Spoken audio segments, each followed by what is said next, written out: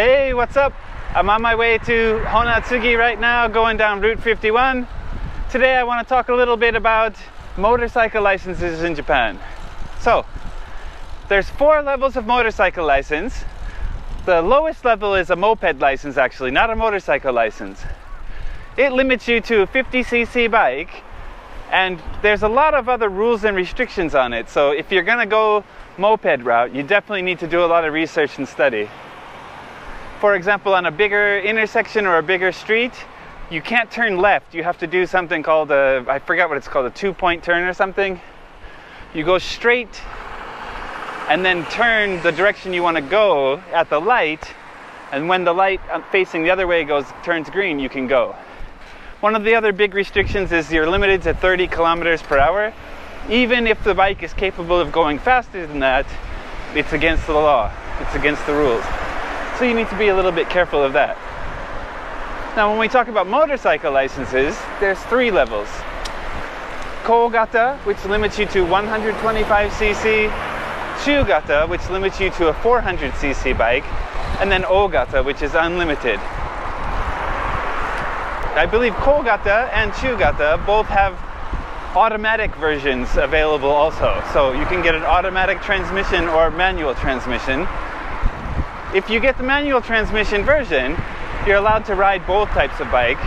But if you get automatic, you can't ride a manual bike. You can't ride something with a clutch. So you need to kind of consider that too.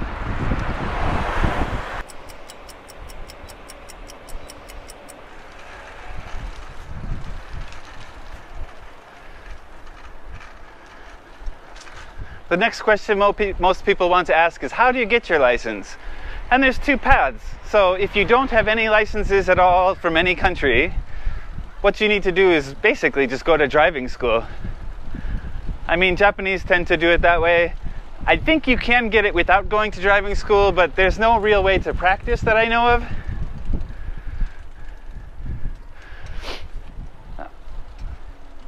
If you want to get a 50cc moped license or scooter license, it's just a paper test. I think it's like 100 questions and you need to get 80 or something to pass. If you search online, you can find the details of it. And then the test should be available in all the different languages, not only in Japanese. So if you don't speak Japanese very well, you shouldn't really panic, but you do need to study for it. Because I guess there's lots and lots of trick questions. And the test is the same as the car test. So you need to know the rules for driving cars. And again, there's lots of trick questions in there, so you have to be careful. If you want to get any of the motorcycle licenses, you need to take the paper test and a driving test. If you have an existing license from another country, you can convert that over. So the rules for doing that, depending on what country issued the license, you may or may not need to take a test, but for all countries, you need to have had the license in that country for at least 3 months before you come to Japan. You prove that by showing the issue date of the license. If you've renewed your license, and so the issue date is newer than when you first received it, you can bring your old license to show them when it was first issued to you before it was renewed, and that's acceptable. Then you show your passport and the visa stamp, and they know when you entered the country. So you can prove that basically you had stayed in that country for 3 months before coming to Japan. Whew.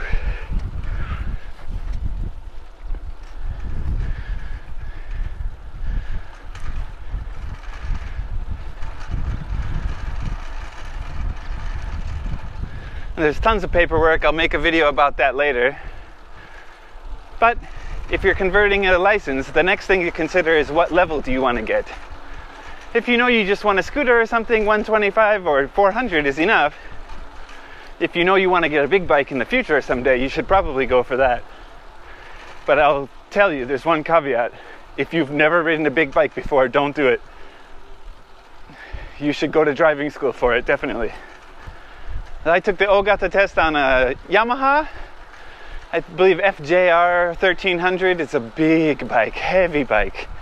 I've ridden bikes that size before, so for me that was no big deal, but quite rusty, and it was a really heavy bike to ride through that course.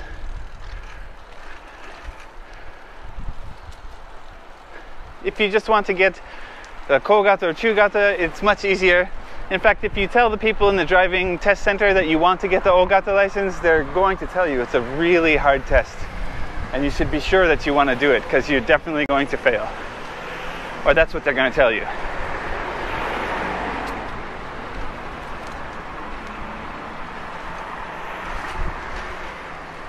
So the steps to get the license, basically you go in with your old license, your passport, your current license, your visas, all the paperwork, all the documents you need. And then if all the documents pass, they have you take a paper test. If you pass the paper test, you do a vision test to determine whether you need glasses or not when you're riding. And then if you pass all that, you pay for all that. I forgot the cost, I'll put it down below if I can. And they'll schedule you for a driving test. Usually they automatically schedule you for the first driving test. You don't get a choice in when it is. So mine was the very next day, but I wasn't able to take it the next day. So they said you can cancel that one, and if you call to reschedule, you basically have to show up for the one that you reschedule because you set the date.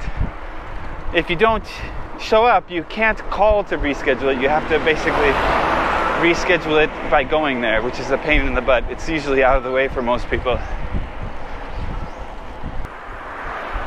Okay, so let's say you've passed the paper test and all that, you're ready to go on to the driving test. What do you need? You need gloves, you need a helmet, you need long sleeve shirt, and you need long pants. If you don't have that, they won't even let you take the test. So be prepared. I didn't ask about it, but I was concerned about eye protection. My helmet that I have was given to me for free, so I didn't buy it, and it's got a dark visor on it, and I was worried that would cost me points on the test, so I didn't want to close it. I watched the other people take the test before me. People had the kind of half shells and no eye protection at all. No goggles, no glasses, nothing. So I don't think that that's a big deal, but you might want to do a little research for your test center to find out. The gloves should probably be riding gloves, but they didn't specify, they just said gloves. And the long sleeve shirt, again, I was worried I should be leather jacket or some kind of safety gear, but it didn't need to be. As long as it's long sleeve, it's okay. Pants, basically everyone showed up in jeans, so no sweat with that either.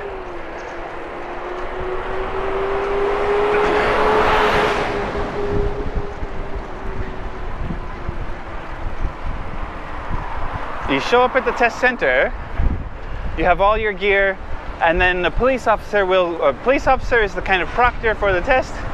He's going to explain everything to you, and he'll give you some gear that you put on. So shoulder pads, knee pads, and a chest plate. And when it's your turn, you need to be sure you're wearing all that stuff. Again, if you're not wearing it, they won't let you take the test. And he'll walk you through the course, basically all the rules. If he says stop, you should stop, do this, do that, don't do this. And he'll tell you how you can kind of warm up for it too.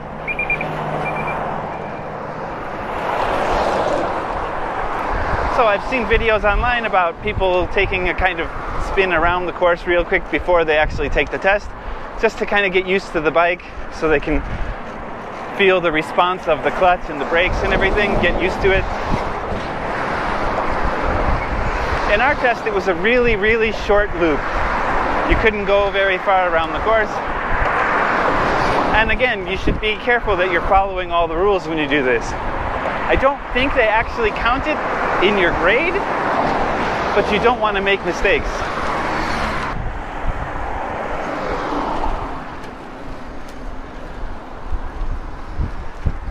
One of my favorite places on the drive, right here. I just love these mountains. I absolutely love them. I hope they show up good on the GoPro.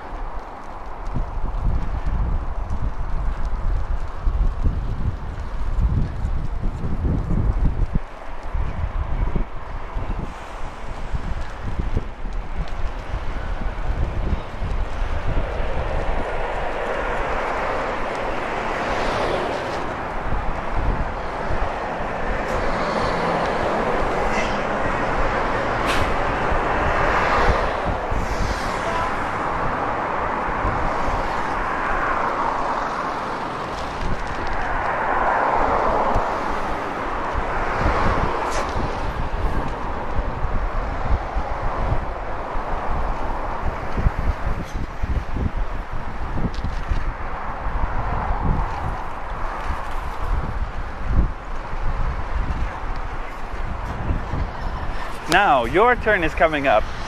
You have your helmet on, your gloves, your long sleeve, your short sleeve, your protection. You're ready to go. Before all this, I should have mentioned, you need to memorize the course.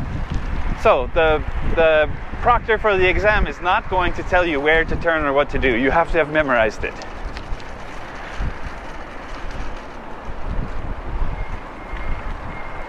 What's this guy doing?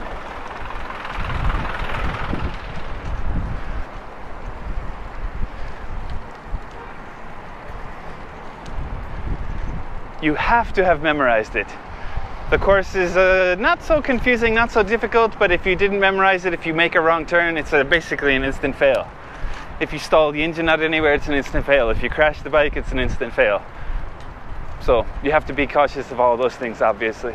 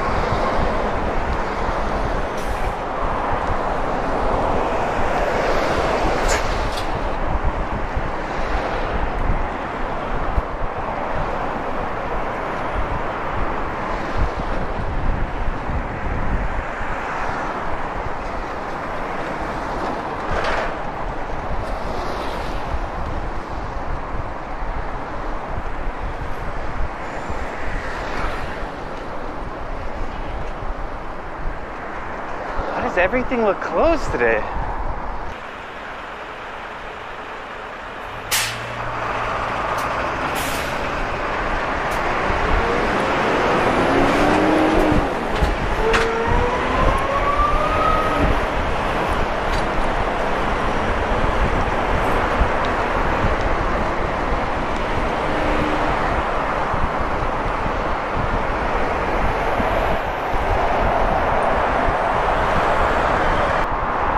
Thanks for watching. Peace.